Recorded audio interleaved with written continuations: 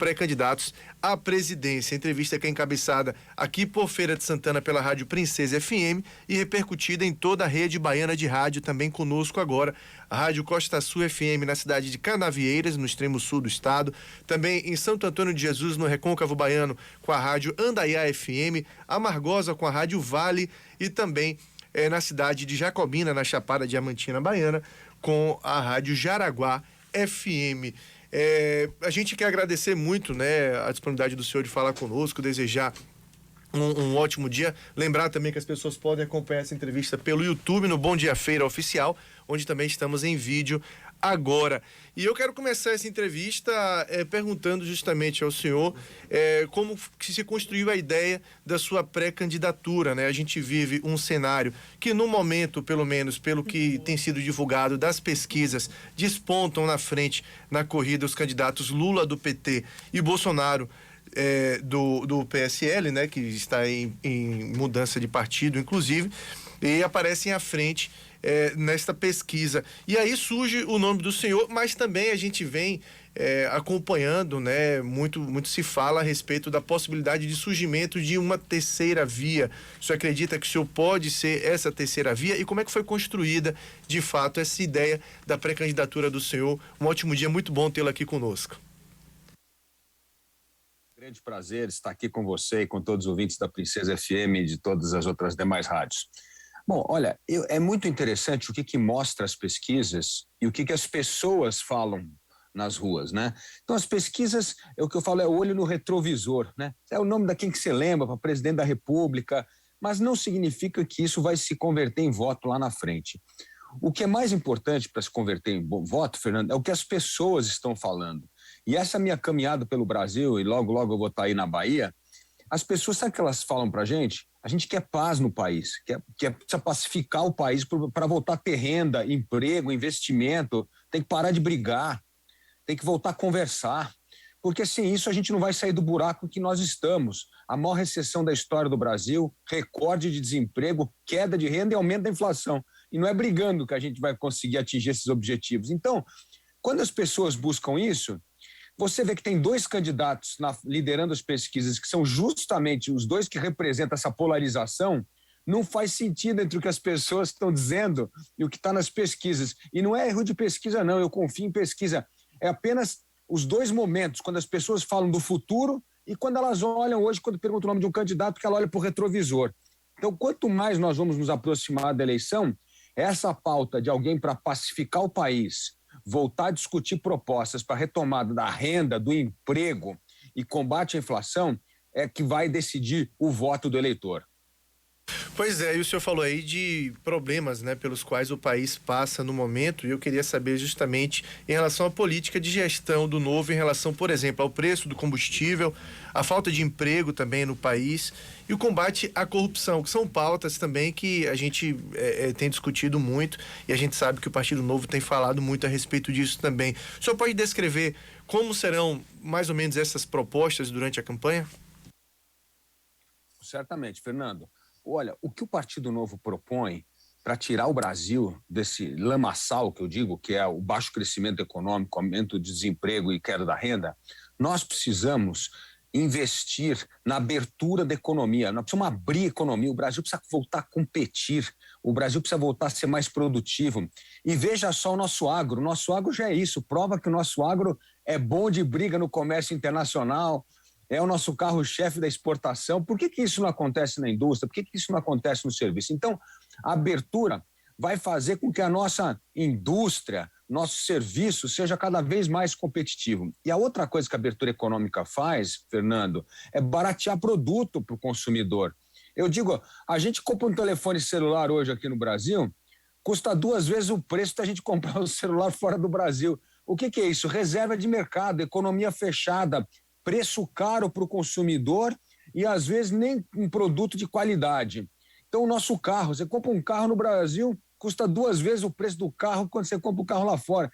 Então tem muita coisa no preço hoje que mostra um Brasil que perdeu competitividade e qualidade. Então abrir a economia vai baratear o produto para o consumidor, portanto ajudar a derrubar a inflação e vai fazer a nossa indústria e comércio se tornar mais competitiva. Todo o país ficou rico abrindo a sua economia e disputando o mercado internacional. Eu falo até a China, que era um país comunista, descobriu que para tirar 1 bilhão de pessoas da miséria, da pobreza, teve que abrir a economia para gerar riqueza, para tirar as pessoas. Então, a abertura da economia é importante. A segunda coisa que o Partido Novo defende muito são as privatizações. Veja só como a privatização as estatais prejudicam a vida do cidadão. Alguns devem se lembrar um pouco mais velho da minha idade aí, o que era no Brasil quando as estatais controlavam a telefonia. Era tão caro comprar uma linha telefônica que você declarava não ter imposto de renda como patrimônio. Aí o que aconteceu? Privatizou, abriu, derrubou o preço do telefone, hoje todo mundo tem linha telefônica. Hoje, por exemplo, outro caso, as estatais que controlam o saneamento. Olha que absurdo, Fernando. Hoje, 100 milhões de brasileiros não têm esgoto tratado. 35 milhões de brasileiros não têm água tratada. Tudo isso aí que é ineficiência do monopólio estatal. Agora o Congresso Nacional aprovou o novo marco do saneamento, nós vamos ter investimento privado.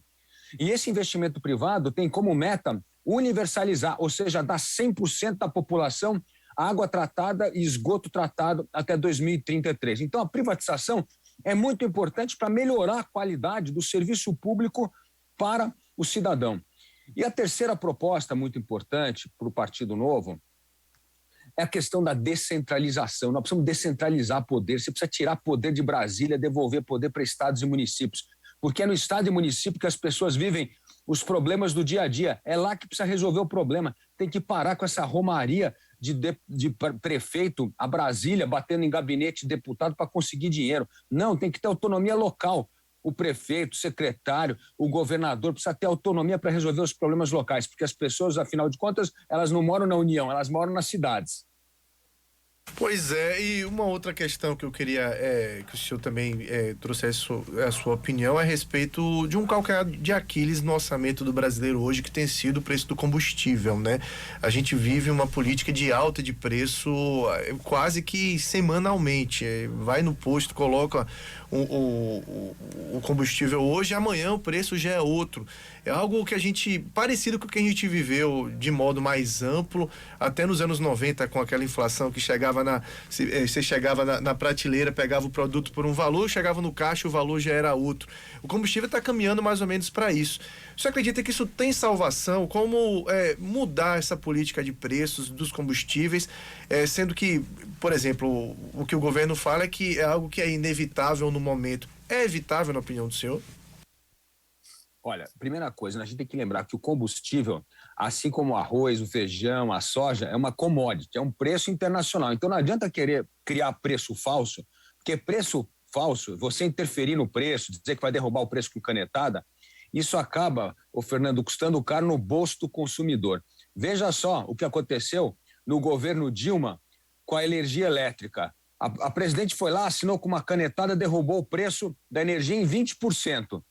Aí deixou uma conta de 100 bilhões de reais para nós, todos consumidores, pagarmos quando ela deixou o governo. Então, quando começou outro governo, o que teve? Um reajuste absurdo do preço da energia elétrica. Hoje o Brasil tem energia elétrica a segunda mais cara do mundo. Então não dá para fazer populismo com o preço. O preço é dado pelo mercado. Agora, o que dá para fazer é diminuir, como você bem colocou, a volatilidade do preço. Então, isso o governo pode fazer, diminuir a volatilidade do preço.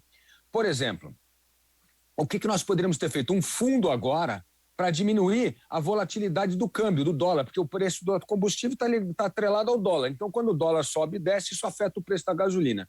Mas olha só, o Brasil hoje, o governo está recebendo mais de 100 bilhões de reais das partilhas, ou seja, mais de 500 bilhões de reais das partilhas que estão vendendo de pré-sal lá. Tem mais 92 bilhões de reais, ou seja, mais 500 bilhões de reais, que é o royalty do petróleo. Por que a gente não usa parte desse dinheiro para fazer um fundo para estabilizar a volatilidade de preço? Então, assim, o governo tem que ter coragem para fazer essas coisas. E não tem. E aí o consumidor paga uma fortuna e agora o governo quer fazer esse populismo de tentar derrubar na marra o preço da gasolina. E só para você ter uma ideia, o que vai acontecer? Vai derrubar na marra como? Cortando imposto. Aí vai ter mais de 100 bilhões a menos para estados e municípios. Aí você vai no posto de saúde de manhã, Ah, não tem remédio, não tem médico. O que aconteceu? Ah, não tem mais dinheiro, agora tem 100 bilhões que foi cortado para mexer no preço da gasolina. Aí o que acontece, Fernando?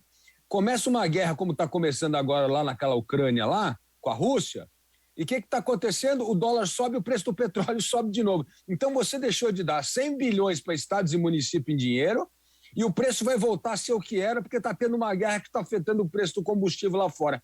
Então não dá para fazer populismo com preço. A gente tem que criar um mecanismo para diminuir a volatilidade de preço. Isso é que um governo responsável tem que fazer. Estamos conversando com o pré-candidato à presidência da República pelo Partido Novo, Felipe Dávila. O senhor falou aí a respeito, citou a questão da Ucrânia com a Rússia. Eu queria ouvir a sua opinião a respeito do Brasil no meio dessa história, né? Recentemente, o Bolsonaro esteve com o Putin. Eu queria saber como é que o senhor encara, né, a política internacional atual do Brasil e a relação com outros países também. Olha, a política internacional do Brasil hoje, infelizmente, é vergonhosa. Por quê? Principalmente pela atitude do governo em relação ao meio ambiente. Então, o Brasil hoje não é mais respeitado em fórum nenhum. Por quê? Porque nós tratamos o meio ambiente com descaso, deixamos bater recorde de desmatamento, e isso afeta a reputação do Brasil no exterior. Por quê? Porque o mundo precisa do Brasil para resolver a questão climática. O Brasil é o país que pode capturar mais da metade do carbono do mundo, plantando árvore com a nossa... Então, o que faz o Brasil ser uma superpotência hoje é o meio ambiente. Então, cada vez que desmata, nós perdemos a nossa maneira de negociar lá fora. Por exemplo, vou dar um exemplo para você. Hoje, o Brasil, só lá fora do Brasil, existe mais de 5 trilhões de reais em investimento para plantar árvores. Ou seja, a gente podia usar nossas terras degradadas, que não mexe com o nosso agro, pelo contrário, deixa o agro produzindo do jeito que está, mas aproveitar a terra degradada para plantar árvore. Imagina quantos empregos nós poderíamos gerar, quanta renda e emprego poderia gerar com o dinheiro que o mundo está dizendo que quer investir no Brasil. E aí o governo fica criando o caso. Então, assim, nós estamos desperdiçando oportunidade de atrair investimento, gerar emprego e aproveitar as nossas terras degradadas que não dá para plantar para agricultura, que não dá para fazer nada, para plantar árvore. E isso sim, ajudar a capturar carbono e atrair investimento. E esse investimento é muito importante, inclusive para a nossa área de saneamento, porque se a gente não respeitar o meio ambiente, não vai vir esse investimento, inclusive para resolver a questão do saneamento. Mas voltando à Ucrânia, qual é o grande problema lá? Essa tensão é o expansionismo da Rússia. A Rússia quer voltar a ser a antiga União Soviética. Todos esses países que ganharam independência, agora a Rússia está querendo invadir de novo.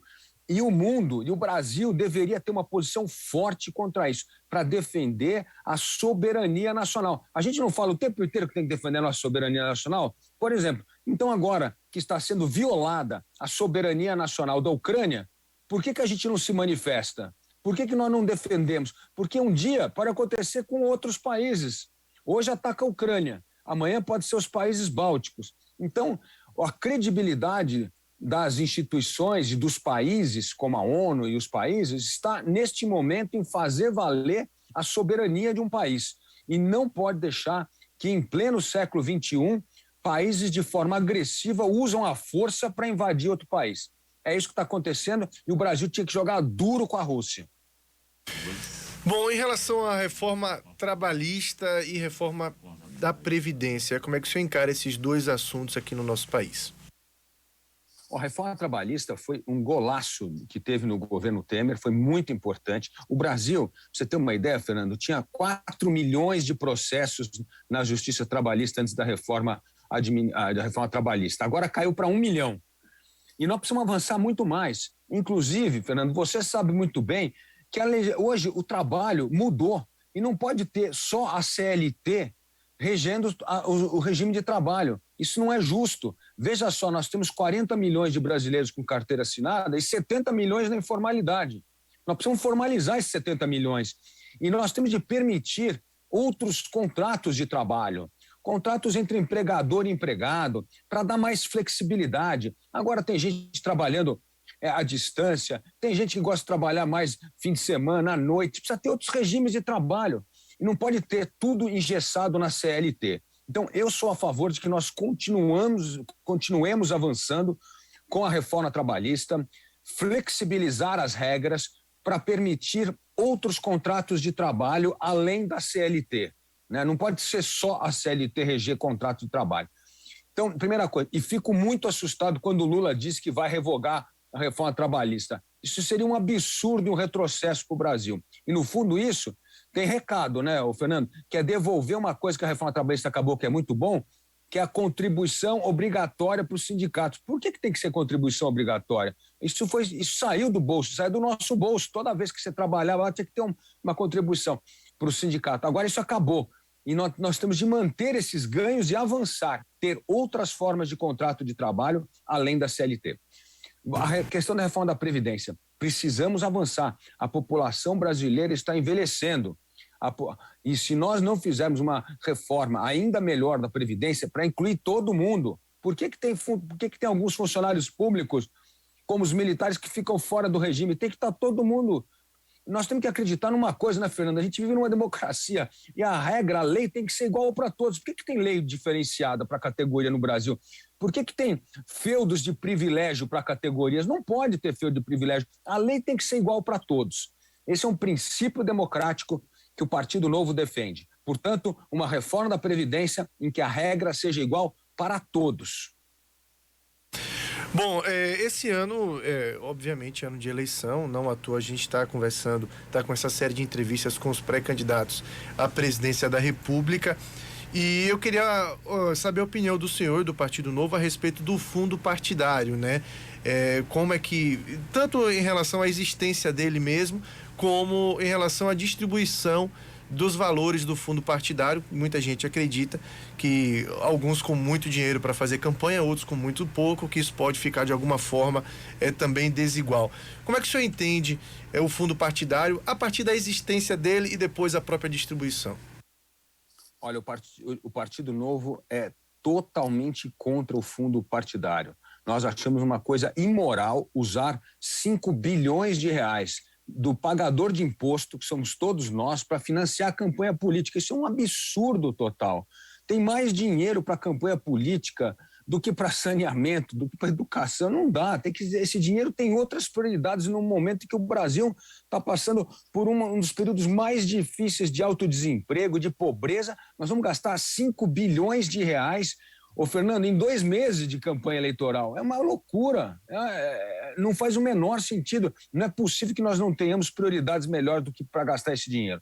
Segunda coisa, diz que o fundo eleitoral ajuda a democratizar a eleição e a trazer pessoas que não teriam condições para pagar suas campanhas, e esse dinheiro ajudaria a eleger. Nós sabemos que, na verdade, na prática, isso não existe. O dinheiro vai para os caciques dos partidos, vai para aqueles que têm muita chance de se reeleger, que estão disputando os grandes cargos, e sobra nem migalhinha para quem vai disputar para deputado estadual e para deputado federal pela primeira vez. Então concentração de poder na mão de poucos, concentração de recursos que deveriam estar indo para melhorar a qualidade do serviço público da população nas mãos dos partidos para determinar o jogo eleitoral. É uma vergonha. O Partido Novo já entrou com uma ação no Supremo para declarar a inconstitucionalidade deste dinheiro, que não faz o menor sentido gastar o dinheiro do pagador de imposto para financiar campanha eleitoral.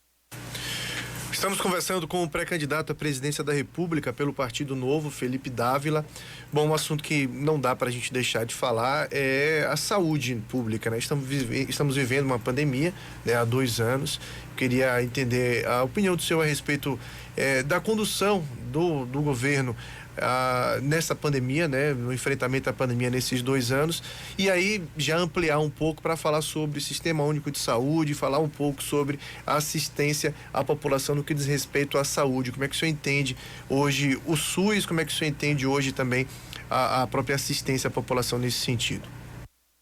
Bom, a pandemia, o brasileiro descobriu as virtudes do SUS. Descobrimos que o SUS é uma coisa muito importante para todos nós. Mas o que esse governo cometeu de absurdo foi a falta de coordenação do governo federal com estados e municípios. Isso prejudicou demais. O presidente, em vez de coordenar com governadores e prefeitos, começou a brigar com governadores e prefeitos por causa das políticas restritivas, etc. Isso prejudicou demais a distribuição e o combate à pandemia. O Brasil tem, como você sabe, uma capacidade única no mundo em vacinar em grande escala. Campanhas de vacinação brasileira, por exemplo, como a da gripe, o ano retrasado, nós vacinamos 78 milhões de brasileiros em 2 meses. Nenhum país do mundo tem uma capacidade tão importante para vacinar tanta gente em tão pouco tempo. Então, não é por falta de condição que nós tivemos para vacinar a nossa população a tempo.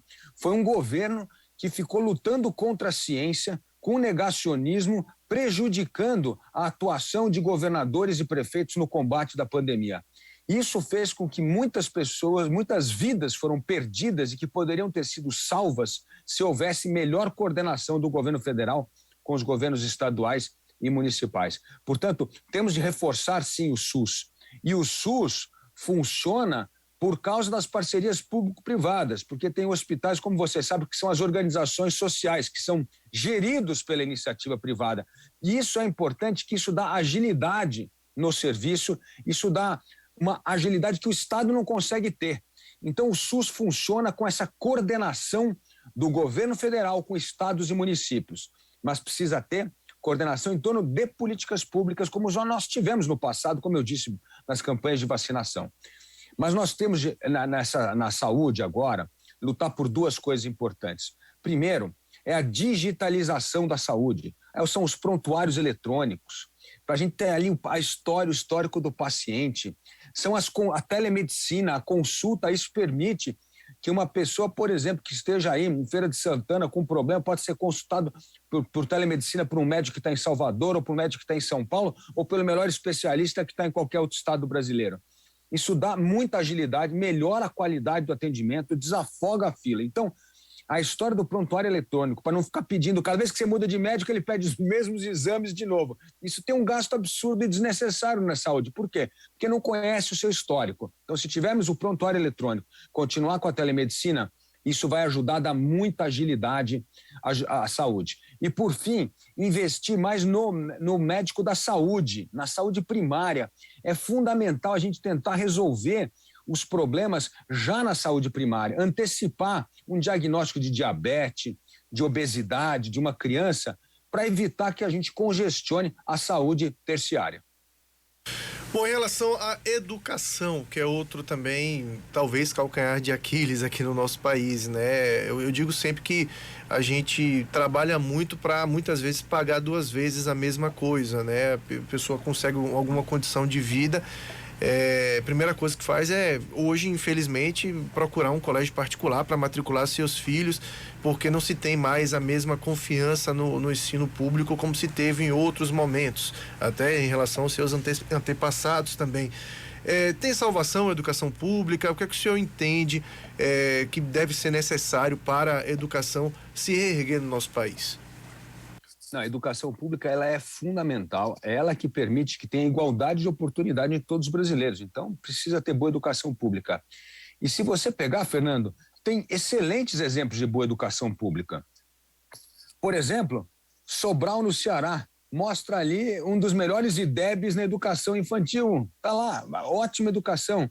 Pernambuco tem um dos melhores indicadores do ensino médio. Então, nós temos exemplos de excelência. É isso que eu digo que precisa de um presidente da República com espírito público, porque tem que pegar esses bons exemplos e levar para o resto do Brasil. Por que dá para fazer em um lugar e não dá para fazer em outro? E tem que parar dessa história de briga política. Não vou fazer isso porque foi feito lá no governo do Ciro Gomes. Não vou fazer isso porque foi feito no governo. Não, tem que endossar tudo que está sendo feito por todos os governos. Isso é importante para o Brasil. Então, nós temos ilhas de excelência, mas o que nós precisamos na educação hoje? Nós precisamos atacar 3 problemas fundamentais. O primeiro é a alfabetização. As crianças precisam ser plenamente alfabetizadas aos 7 ou 8 anos. Não dá para a criança estar analfabetizada com essa idade, porque se a criança está analfabetizada nessa idade, ela vai ter enorme dificuldade na sua curva do aprendizado. Se você não aprende tabuada bem com 8 anos, você vai ter dificuldade de aprender álgebra depois, geometria e outras coisas. E a mesma coisa com o português. Se você não consegue se expressar direito, você vai ter muita dificuldade quando você tem que fazer prova de história, geografia, língua portuguesa. Então, precisamos focar no programa de alfabetização. E o Brasil já teve programas excelentes. Então, nós precisamos retomar isso. E uma das coisas que prejudicou muito foi a pandemia. Nós tivemos 200 dias sem aula das crianças. Isso é um crime. Para vocês terem uma ideia, o segundo país que menos dias teve de aula, teve 80. Nós ficamos 200 dias sem aula. E ainda tem gente fazendo pressão para não ter aula, o que é um total absurdo, né? Então, esse é o primeiro ponto. O segundo é a formação do professor. Fernando, todo o país que melhorou a educação pública investiu no professor, escolheu os melhores do IDEB para ser professor, preparou essas pessoas para serem professoras, né? E isso nós abandonamos a formação do professor. O professor primeiro aprende um monte de teoria na faculdade e não aprende a dar aula. Precisa aprender a dar aula, precisa ter conhecimento prático de sala de aula. Isso é fundamental e isso não está na magistratura brasileira. Terceiro ponto é o ensino profissionalizante e escola a tempo integral no ensino médio. Por quê? 48% dos nossos jovens abandonam a escola. E eles abandonam a escola porque eles chegam no ensino médio e falam: o que eu estou aprendendo nessa escola que não está me ajudando nada a conquistar emprego? Então, o ensino profissionalizante é um jeito fundamental para reter o jovem na escola e para ensinar uma profissão para que ele saia da escola e comece a trabalhar. Por exemplo, ele pode aprender programação de computação, pode aprender mecatrônica, pode aprender outras coisas importantes que vão garantir o seu emprego. E aí nós vamos reter o jovem na escola. E retendo o jovem na escola, nós vamos melhorar demais a produtividade do nosso trabalhador. Então, temos que focar nessas três coisas: ensino integral e profissionalizante, nós precisamos focar na formação do professor e na alfabetização, que foi algo que nós abandonamos há muito tempo. Bom, para encerrar, eu quero até contar que o nosso Agimiro Nascimento, o doutor Agimiro Nascimento, que é um dos comentaristas desse programa, faz parte da nossa equipe de comentaristas, chegou hoje aqui com o seu livro na mão, Os Virtuosos, né? Dizendo que já leu o seu livro e pediu até para fazer essa pergunta. Falou, pergunte a ele, onde estão os virtuosos no Brasil hoje? Olha, essa é a pergunta mais difícil de responder hoje. Hoje ele tem razão, porque nós precisamos, uma das coisas que a gente tem que fazer nessa eleição, e aí o voto consciente é a ferramenta de a gente mudar o Brasil. Nós vamos mudar o Brasil com o voto consciente. E o voto consciente é estudar um pouco a história dos nossos candidatos, as propostas. Olha, hoje 70% do eleitor não lembra quem votou para deputado na última eleição, né? Ele liga assim: ô Fernando, você que está aí no rádio, você conhece bastante gente, me dá o nome de um deputado estadual para votar, de um deputado federal. Não é assim que tem voto consciente. E aí você não sabe sequer julgar se o candidato que você votou fez um bom trabalho ou não fez um bom trabalho. Então, a questão dos virtuosos, eu digo que a gente precisa fazer isso nessa eleição, que é resgatar a virtude da política. Precisamos fazer a boa política. Precisamos parar de brigar, repegar as boas experiências, fazer com que essas boas experiências, não importa se foi feito no governo do PSL, do PT, do PMDB, do PSDB, e falar: isso aqui é bom, vamos continuar com esse programa. O Lula não fez o Bolsa Família, é bom, vamos continuar. O Bolsonaro não acabou de aprovar agora o marco do saneamento, vamos continuar. Vamos parar de brigar, vamos reunir o que tem de melhor no Brasil, vamos ser virtuosos com a política, vamos mostrar que o que há de melhor é o que serve o país. Eu acho que nós precisamos formar mais políticos virtuosos. Infelizmente, hoje nós estamos com um déficit de pessoas virtuosas na política. Mas olha, eu posso dizer que tem um grupinho sim, os deputados do Partido Novo. Ali você vai ver o único partido que as emendas parlamentares são distribuídas de acordo com critério técnico. Não é para eu vou dar emenda para esse prefeito para ele me dar voto depois. Não, é argumento técnico. A pessoa tem que escrever o projeto, dizer qual que é o impacto que aquele projeto vai ter, qual que é o retorno que vai ter, e vai ser julgado tecnicamente a distribuição de emenda. É um jeito criterioso, virtuoso de usar o dinheiro público. Então, pelo menos os nossos 8 deputados federais estão atuando virtuosamente no Congresso Nacional. Bom, eu falava no começo da entrevista também, eu não posso encerrar sem falar um pouquinho sobre isso. A gente falava a respeito, né, da polarização que se coloca no momento, né, com Lula e Bolsonaro à frente das pesquisas, e também do que se fala muito da necessidade do surgimento de uma terceira via para ampliar as discussões, ou quem sabe para dar mais opção também para o eleitor, além Lula e Bolsonaro.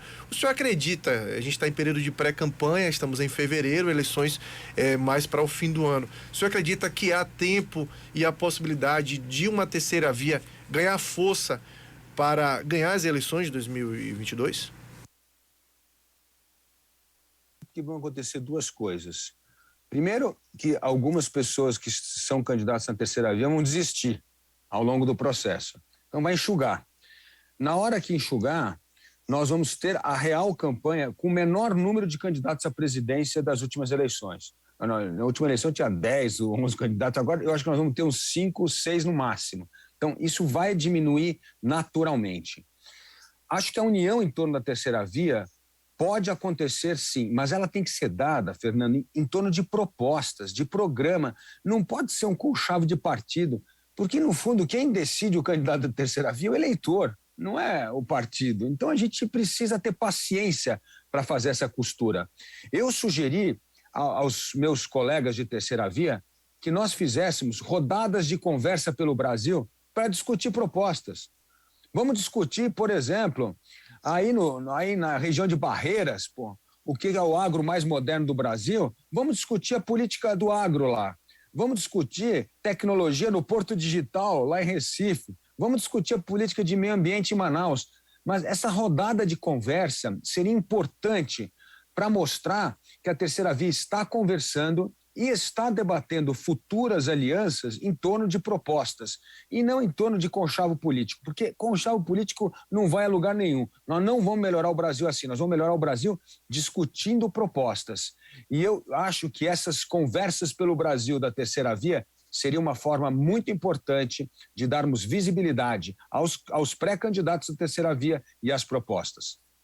Senhor Felipe Dávila, pré-candidato do Novo à presidência da República, eu quero agradecer muito a disponibilidade de falar conosco, agradecer por esse papo, desejar dias melhores para todos nós. Estamos vivendo a pandemia, né? A gente tem que desejar sempre dias melhores para que a vida volte mais próxima do normal possível, é o que todo mundo espera, e desejar um ótimo dia para o senhor. Muito obrigado, Fernando, um grande prazer participar desse bate-papo aqui com você. Um abraço. Valeu, começamos então com o Felipe Dávila, pré-candidato à presidência da República pelo Partido Novo.